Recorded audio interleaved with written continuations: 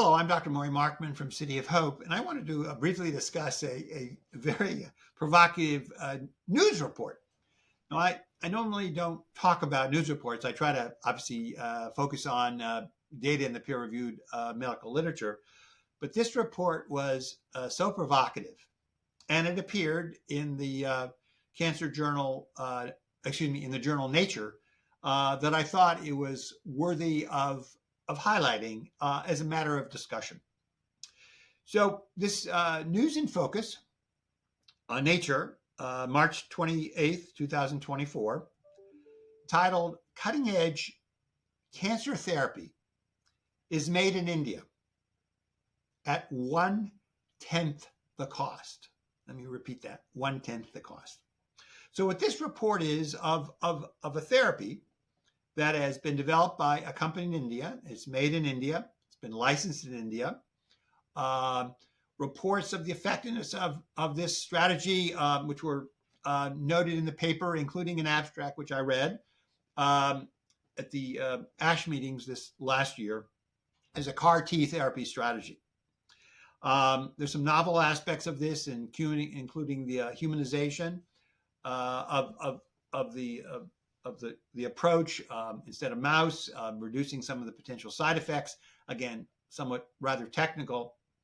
But the bottom line is that the cost of this particular product, US dollars, not Indian dollars, was $30,000 to $40,000 for this CAR T product.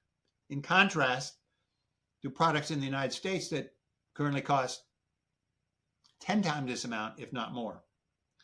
Now, I cannot make any comment about the safety. I certainly cannot comment about the efficacy or relative efficacy. But it is notable that these individuals, one of whom was quoted, who currently works at the National Cancer Institute, who's actually been involved in the development, and others quoted in the article, who have noted that the number of patients treated is limited, but the data appears to be solid.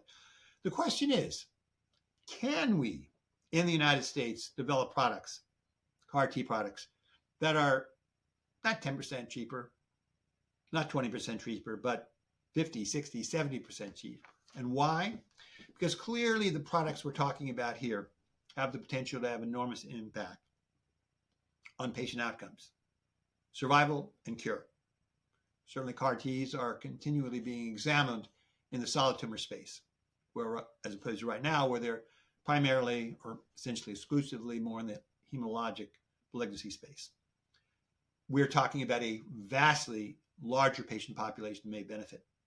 But at costs of $300,000, $400,000, $500,000, $600,000, and that doesn't include the actual care you're providing patients, makes this essentially impossible to be used in the widespread in the solid tumors, even if we come up with a strategy that works.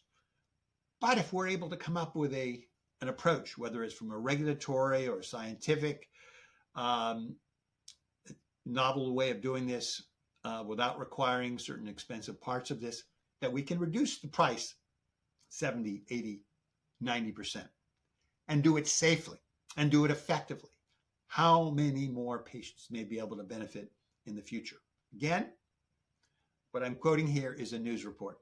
I'm not reporting definitive science, but it's highly provocative, and it's food for thought, hopefully for the near future. And I thank you for your attention.